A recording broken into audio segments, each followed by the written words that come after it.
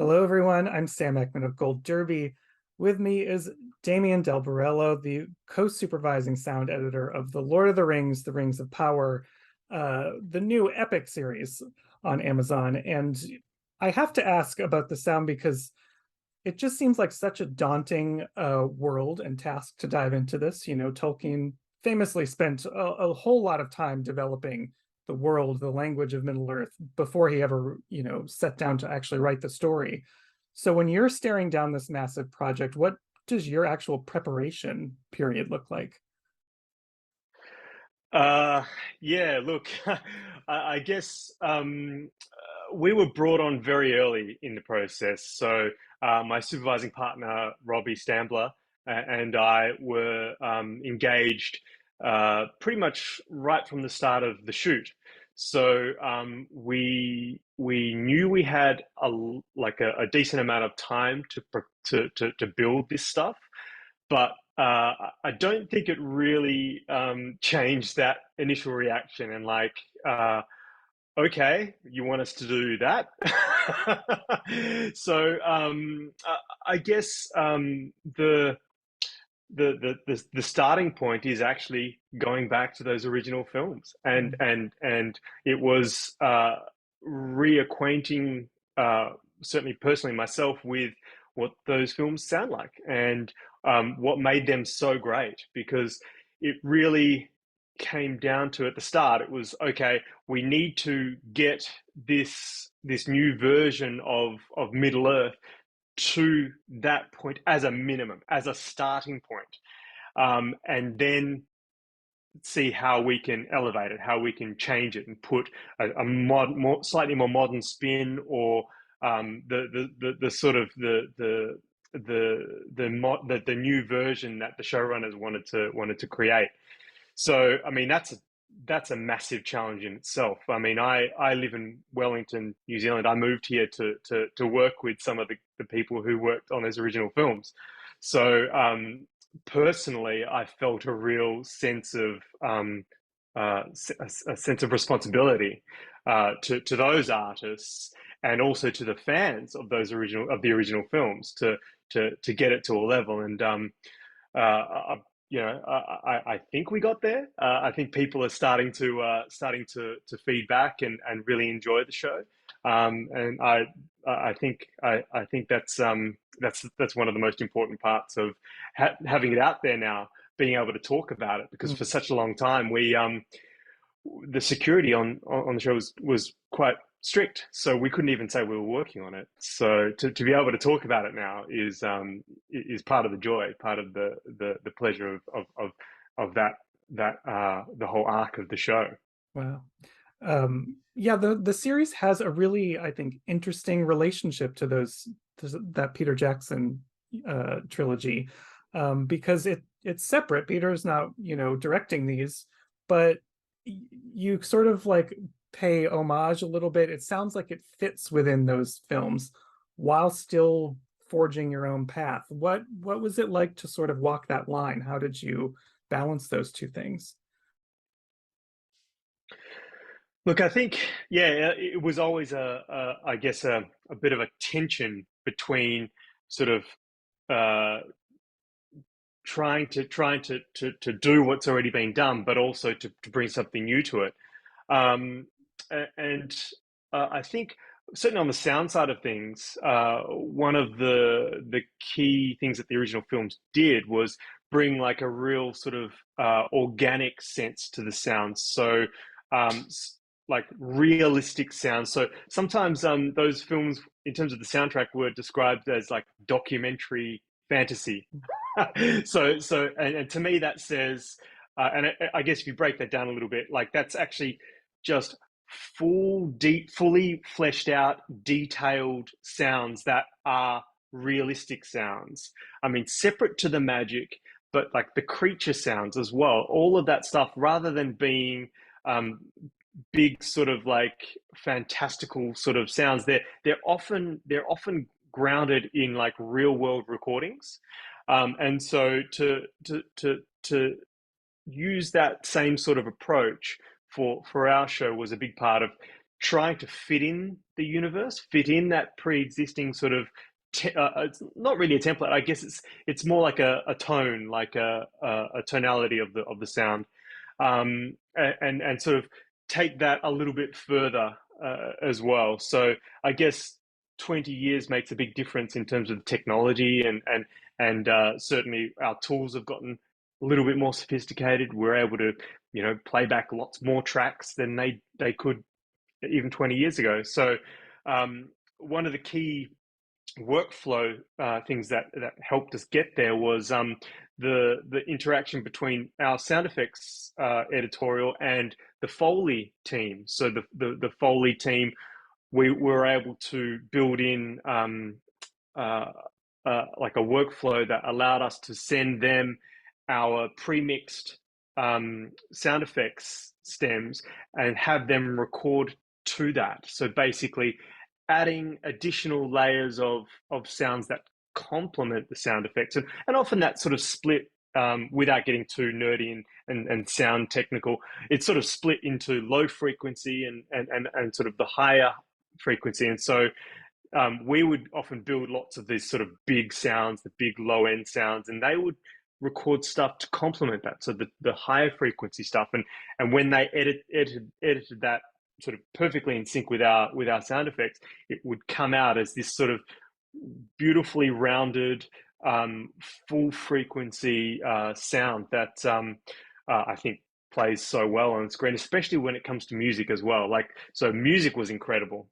Bear's score is awesome, and all of his themes are so epic, but there was just so much of it. And so with our sound effects, we had to make sure that to make them play with these epic sort of scores, we had to make sure that we had the full frequency component in there, so that like we could duck and weave and have all of the important sounds come through for the storytelling, and also for the emotional sort of spectacle stuff that really is a big part of those original films as well.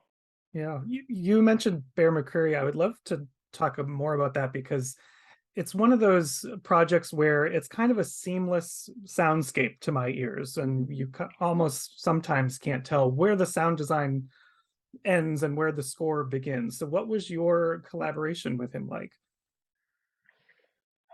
Yeah, so I guess we weren't involved in the music spotting sessions at all, but one thing that we managed to build into the mix schedule was we would do an internal review in the room with our picture editors, our post supervisors, and sort of in the lead up to that, we would send Bear a 5.1 mix that we'd finished sort of the night before, and so that next day he had an opportunity to review it, and then he was able to give us notes directly, sort of on the stage. And so that's not something that normally happens with a composer.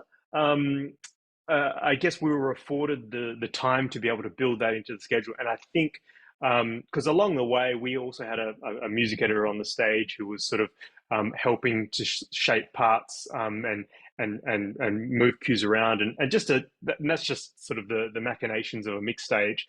You always have that, but to then have Bear be able to feed back on his work, and potentially come up with other solutions and other suggestions was really fruitful in terms of that final result. Like it led to a better track for sure. And I mean, Bear's very in tune with his themes, and so along the way we would sort of be cutting stuff out and moving stuff around, and he would feed back. One of the constant things that he was feeding back on was how things weren't quite paying off in terms of his themes, or what part of that theme to take out to actually make that payoff still happen, but to free up the sonic sort of landscape to fit other stuff in. Yeah, so that was a really important part of it. I noticed too, there's a lot of the times when magic enters the screen, there's sort of this whisper that's sort of like on the air, that's like from the earth. Were you involved with the creation of that, and what are they actually saying? For my Lord of the Rings nerd knowledge, I'd love to know. Yeah, look, so this comes back to like from the very start. This was one of the first big questions that we posed to ourselves. Really, it was like, we all know the sound of the unseen world from when Frodo puts on the ring. We call it ring time, and it's sort of the Sauron sort of speaks to him through the ring. We sort of go into this sort of magical kind of sort of there's sort of a sense of whispers in there as well. But basically, the question is, what does that sound like without the ring? Because really, what that sound is the connection of between Sauron and Frodo, or whoever puts on the ring. Um, so I'm a pretty nerdy, analytical kind of operator as well. So one thing that I did was, and we were so lucky to have this. Like you wouldn't normally have this on any other show, but this wealth of lore. Tolkien has written so much, and there's been so much other content created, like off his stories. So I basically found a great wiki site, TolkienGateway.net, which seemed to be quite authoritative in terms of what's canon and what's not, and basically I did a deep dive into that and tried to understand where magic actually comes from in Middle Earth. What's the source? And there was no clear answer, but I kind of sort of looked at the creator, Iluvatar, the godlike being, the creator of everything, and sort of read a little bit about how everything is essentially as a result of his thoughts. Hmm. And so, okay, using that as the foundation for where all magic comes from, what does that sound like? And the natural kind of the logic, the logical progression there is it's a whisper. It's the whispers of Iluvatar. And so I approached our dialect coach, who was working with the actors on set to train them how to speak Quenya and all the different accents in the different regions and the different races.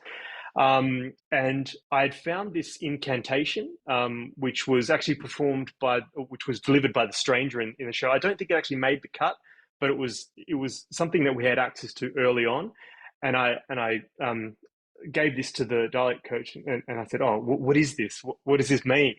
And she came back and gave me a full translation, and it's essentially, um, uh, I call to you to work through me, guide my hands. Oh, sorry, I've got it written down. Sorry. I call to you to work through me, to hear my needs, to guide my hands.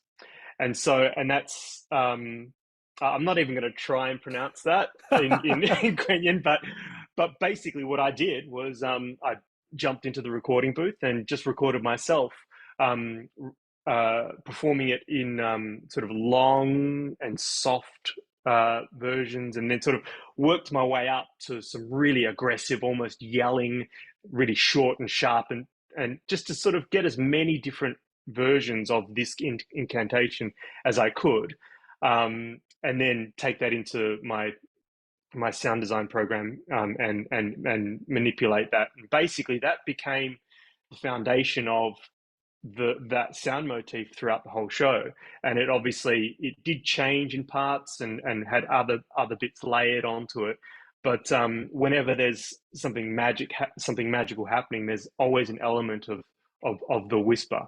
And the original plan was to demo it and get it in front of the showrunners and get some feedback, get some notes, and then once sort of things were mostly signed off, get an actor to come in and then perform it properly, pronounce everything properly. But in the end, it just sort of worked. So we just kind of left it in. So those whispers are actually me, as well as other bits of sound effects sort of added to it. Yeah. So That's that was unexpected. so essentially you are Iluvatar. You are, the god of Middle Earth and Arda. So congratulations. Oh, um, thank you. It's Real pleasure. I'm wondering too, because a lot of your work I know took place during the COVID lockdowns. And was there any kind of unexpected discovery that came out of that type of working, this like new way of working that everyone had to do? Well, look, I guess the original plan was to be for Robbie and I to be embedded with the picture editorial team from the start, and to sort of be feeding them pre-mixed sort of sound effect stems so that when they're cutting, they can sort of work with the best possible sounds, and keep refining the cut as that went along. But obviously, COVID happened, and we had to all start working remotely. So that plan kind of went out the window a little bit. Also because of the time constraints on our showrunners, we actually didn't have a lot of contact with them, certainly during the production phase, and so we just had to start working between the two of us, and just start building for the sound team more than say the picture editorial team. And so that was great. I mean, for over a year, it was just Robbie and I. We were working in sequences, and so we would get all these little disconnected sequences, and that was part of the reason why I wanted to dive into something that like that website to sort of understand a bit more of the context. But like I guess for sound teams around the world, like before COVID, we all were kind of working remotely a lot anyway. Um, so it was actually quite a natural process for us to just be working separately. But I think there was a real advantage with having Robbie over in LA and me here in New Zealand. It meant that um, as we started to think about the broader team, and all of the crew members for the sound team that we were going to pick up, we were able to sort of go, all right, so between us, let's get sort of the best people who are around. And so as a result of that, we got these amazing crew members from both California and New Zealand. And so like it was really just this dream team for us, and then we came together to do the mix in Auckland, and that was a 6 month period. But basically, it meant that we brought Bo Borders and Lindsay Alvarez over as our two mixers, and then we had all of our New Zealand crew already sort of on the team, and so as well as a whole lot of editors that were still based in LA. And so there's a real so apart from Lord of the Rings, there's actually a bit of a rich history of American crews and New Zealand crews working together to make these big types of shows, and to be able to do that on something that is sort of still referring to those original days of those types of collaborations, but with a completely younger, newer sort of um, group of artists, was really special, and it felt like that it was another sort of homage to those original artists, or the artists who worked on the original shows, and it's like a almost like a passing of the baton, and keeping those relationships between New Zealand and America alive and well. Yeah, a cool tradition to keep going, definitely.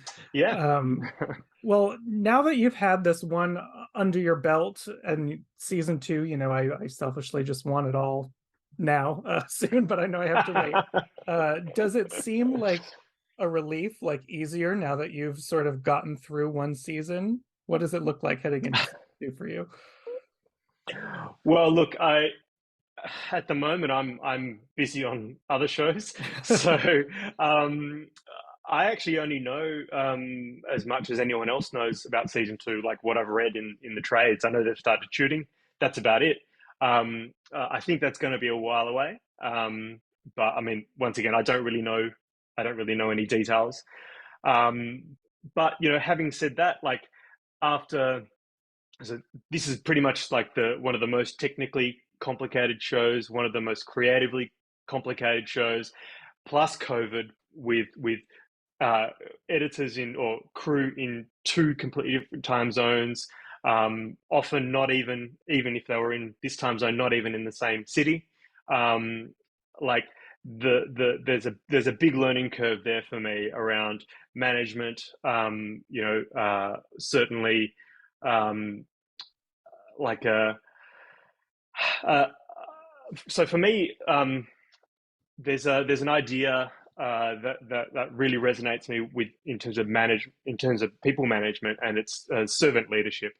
And so it's the idea of making sure that your team has everything that they need to do the best job that they can, and that's kind of the role that I think leaders in any sort of organization should have, but especially in the creative industries. Like we all need to feel we need to feel safe, we need to feel supported, and especially when you're trying to be creative, if you don't have that, it's actually quite hard. So I think one big thing that I learned, and sort of is something that I'll carry forward, is the idea of kindness and supporting team members at the sacrifice of sometimes missing out on doing some of the fun stuff. So I think that's the burden of leadership sometimes. Well, I think this series turned out very well. Seems like some fun stuff was had during this time. So congratulations on the Rings of Power. Incredible work. If you're out there watching, subscribe to Gold Derby. Make sure you stay with us throughout this season. Damian, thank you so much.